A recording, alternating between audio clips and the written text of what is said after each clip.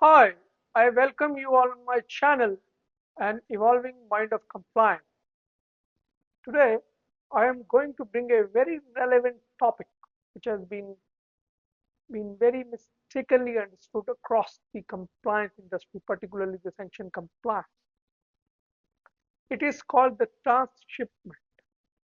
The transshipment, whether the transshipment of the goods from any sanctioned country would be considered as sanctioned transaction or a sanctioned good, or it does not fall under the sanction category. So I must make it clear that any transshipment taking place to any sanctioned country, for example, an Iranian territory is being OFAC sanctioned. So if any goods are moving through its territory, the transshipment is taking place, and maybe the goods are destined for a country outside the Iranian territory, maybe ABC country. In that circumstances, the goods are moving from sanctioned country, it would be considered as a sanctioned good. So the banks, the shippers, the insurance company, all the stakeholders to this transaction could be liable for sanction evasion. But there is a clause also. It falls, this particular sanction is ITSR, Iranian Transaction Service Regulation. Iranian Transaction Service Regulation. So ITSR is the guidelines which states that any transshipment to and from Iran would be considered as the sanctioned goods. Even if you are doing the transshipment, let's say, for example, the transshipment is taking place from any other countries and the goods are destined for the Iran. In this second circumstance, also the goods should be considered as the sanctioned goods provided to the sanctioned country, and accordingly, it would be considered as the sanctions. However, now now recently certain Euro Asian countries like Kazakhstan and all, they have signed an agreement. Therein, certain exceptions have come into place, particularly for the humanitarian goods, the goods which are not destined for any sanctioned person, the goods which are not have military use, they could, and the most basic thing in this is that they are not processed by the Iranian custom authority. The goods goes to either to Bandar Abbas or Chabar port. They are downloaded there, and then they are loaded over the land transport, and from there it exits to the country where it is destined for.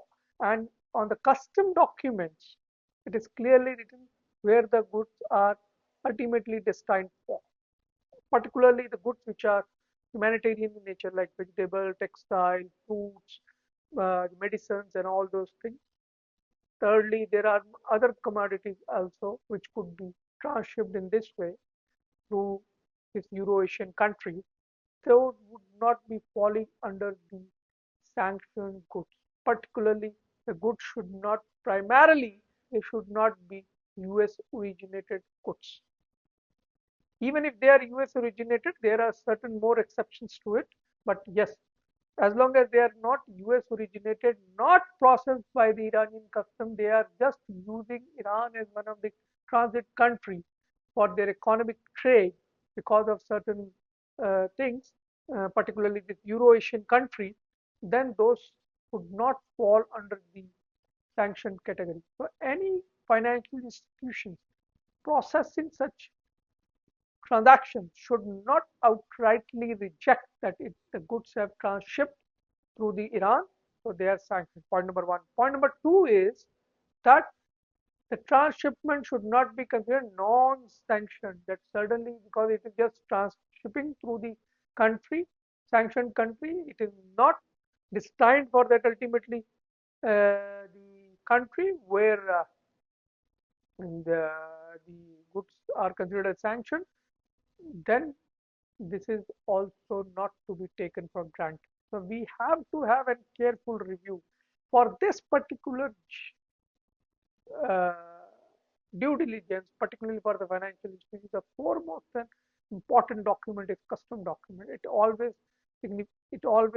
says where the ultimate destination of the goods is. Point number one.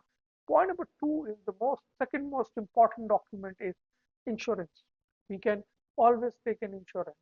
We can always the BL, the invoice is there, but insurance can also be there. But even if insurance is required, but even if it is not there, custom document is foremost important. And we have to see it, the custom has been exited from a country A and it has landed in the country B, which is non-sanctioned country, and it has simply used the sanctioned country as an intermediary country, and there is no processing or by the custom authority of that particular sanctioned country, and it is simply in transiting country to the other country. So in this way, we could we could take care of our sanction compliance. I must say the sanction compliance is a very intricate process. It requires in-depth understanding, a deep dive, and it's very, very risky as well as very, very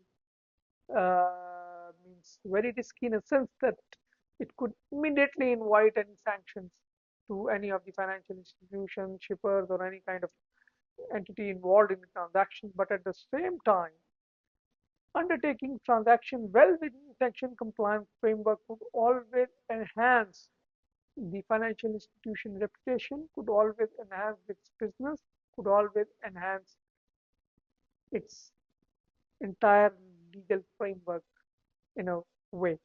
So I must say that we have to be very careful around the transshipment transactions. In nutshell, the transshipment are broadly sanctioned, but there are exceptions, and we have to look at those exceptions while undertaking any transaction. We must not apply the blanket ban on the transshipment. With this, I thank each and every one of you for listening to this video. I request each and everyone to please subscribe, share, like my videos to encourage me to shoot more and more videos and to bring the very relevant content for you. Thank you very much.